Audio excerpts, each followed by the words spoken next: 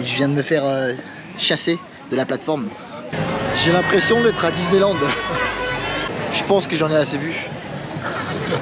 C'est l'heure de la visite médicale. Tous les 1000 km, faut changer l'huile, faut resserrer les freins, faut resserrer la chaîne, faut la garder en pleine forme. Can I put it over there? Thank you. Hello. No, thank you. I quit. No smoking. Thank you.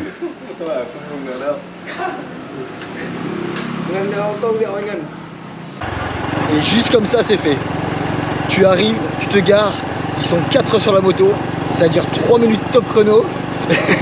Et ça y est, on a nouveau de l'huile, on a resserré les freins, on a resserré la chaîne, on est prêt à repartir pour 1500 km. Allez hop. Ah oui, et j'oubliais, tout ça pour 3,20 €. Et par une matinée brumeuse mais extrêmement humide, on quittait Hai Gian pour les montagnes au nord-est du Vietnam, à 7 heures de route de notre point de départ.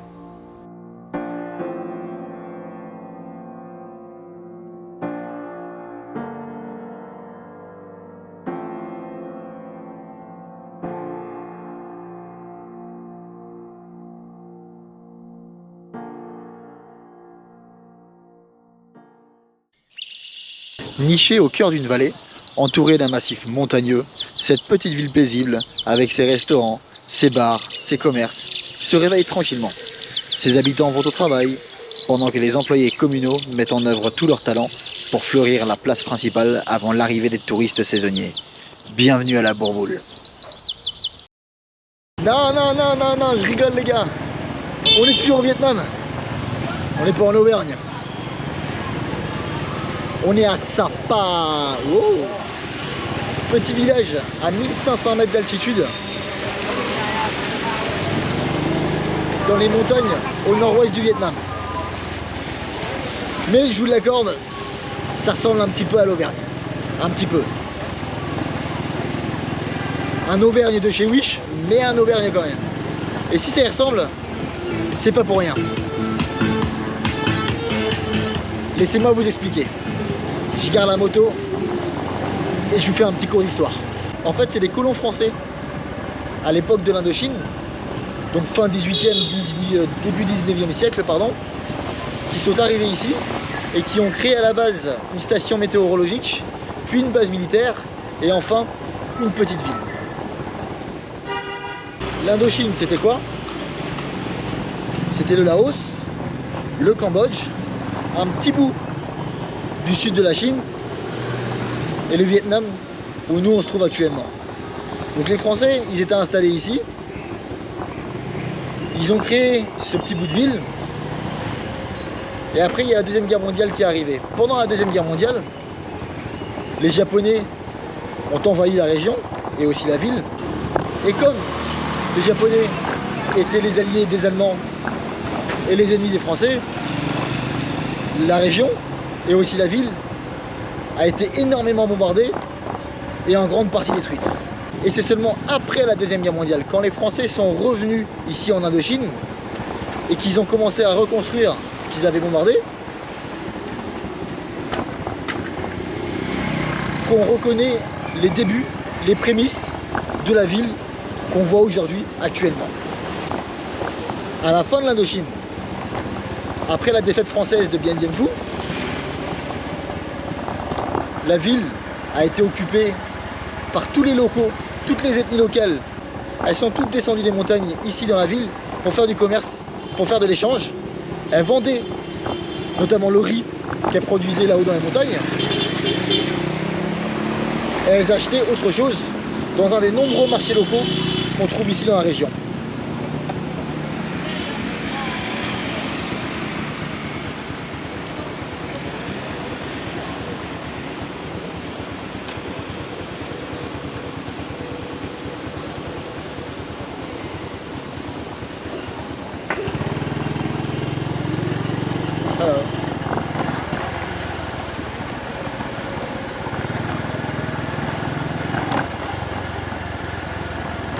Le gouvernement communiste, lui,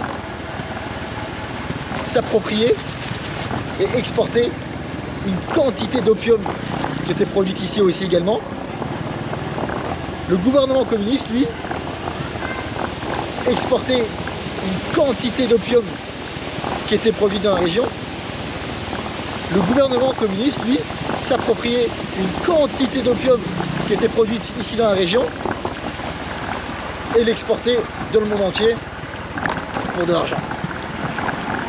Je vous ai fait un petit peu l'histoire de la ville de Sapa où on est là actuellement, qui est très jolie d'ailleurs, très touristique, archi touristique en fait. Il y a des gens qui viennent du monde entier, notamment du Vietnam. Il y a beaucoup de touristes vietnamiens ici, mais il y a des gens qui viennent du monde entier pour faire des randonnées, du trekking dans les villages aux alentours, voir les ethnies locales, et aussi pour aller dans un des nombreux marchés où, à ce qui paraît, ils vendent de tout et qu'on va essayer d'aller explorer aujourd'hui. On vient de se garer juste ici, on va aller découvrir un des nombreux marchés. C'est la réceptionniste qui me l'a conseillé. C'est la réceptionniste qui me l'a conseillé. Ça s'appelle le 4-4 Market, donc littéralement le marché du chacha. Je pense pas que ça veut dire ça. J'ai l'impression qu'il y a quand même pas mal de bordel à touristes. Je me demandais pourquoi est-ce que je me promène avec ma veste alors que je suis plus sur ma moto. C'est parce que vu qu'on est en altitude et qu'on est à 1500 mètres, ouais c'est ça, il fait que 22 degrés. Donc c'est pour ça que j'ai ma veste. Alors on peut voir que c'est une usine à touristes ici. Hein. J'ai dû payer 150 $, donc en gros 6 € pour aller voir un marché. Donc il y a une entrée payante au marché déjà pour commencer. Et comme je vous disais, il y a beaucoup de touristes, notamment vietnamiens, qui viennent ici pour le week-end, pour explorer la ville. Et ils sortent leurs plus belles tenues, ils sont tous en tenue traditionnelle. C'est leur sortie du week-end, donc ils sont très fiers et très contents de le faire. Et c'est très joli à voir. Hein. Mais je sens que cet endroit est une usine à touristes. Et j'aime pas ça. Bon, effectivement, ça a l'air très joli. On est en train de descendre une petite allée.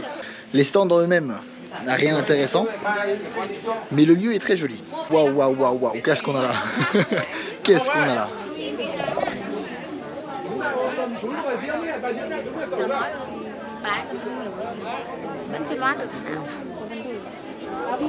Qu'est-ce que c'est que cet endroit? On aurait dit... This is your family house. But I just paid an entrance. Ah oui, you need to pay extra to go in. Bon, en fait, je peux pas aller le voir, faut encore payer un supplément.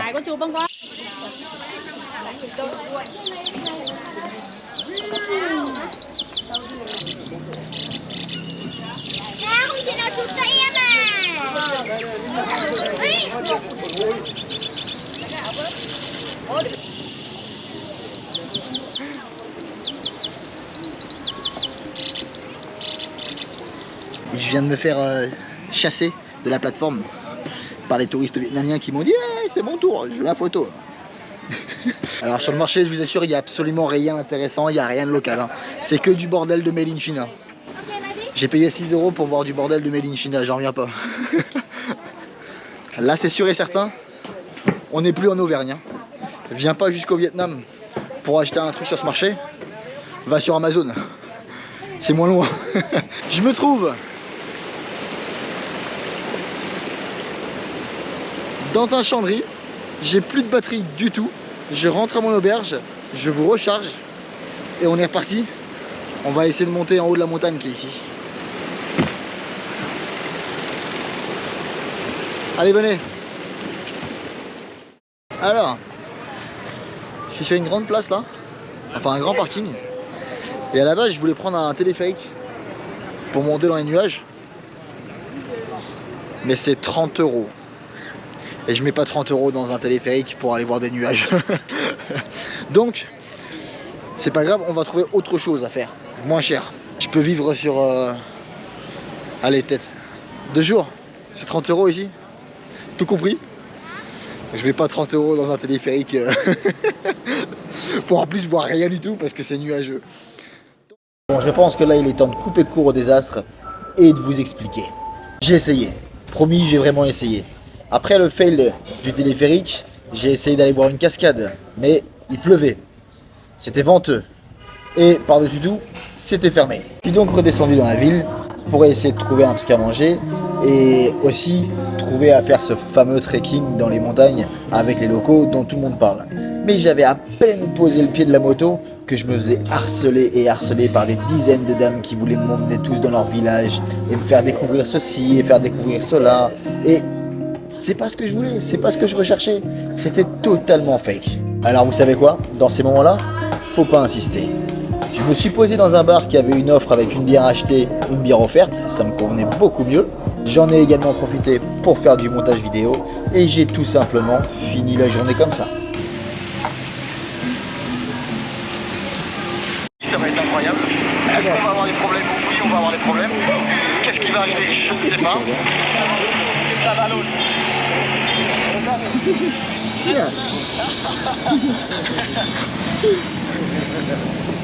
Le petit à côté, il regarde une bonne chaîne sur YouTube. Hein.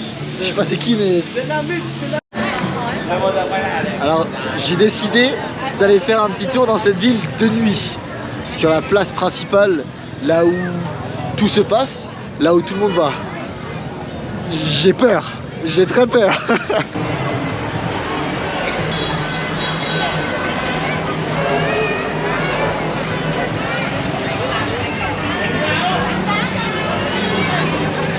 J'ai l'impression d'être à Disneyland.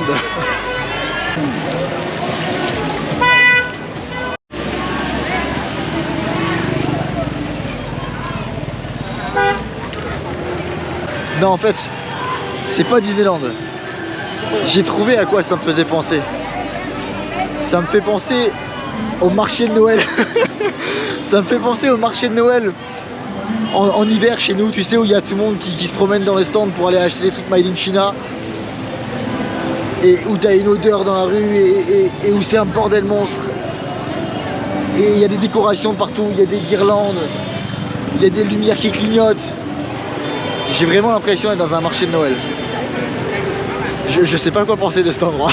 En plus, il y a encore une fois des enfants qui se promènent en tenue traditionnelle pour essayer de te faire dépenser des sous et culpabiliser. Il y en a partout, partout, partout. Très très jeunes. Je vous assure, je sais pas quoi dire.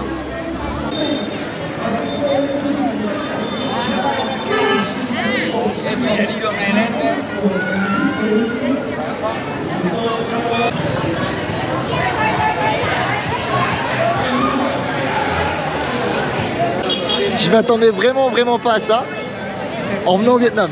Et encore moins ici dans une ville à 1500 mètres d'altitude. Je sais pas quoi vous dire de cet endroit. Je vais aller me coucher. Bonne nuit. Je sais pas pourquoi je chuchote. J'aime pas ça.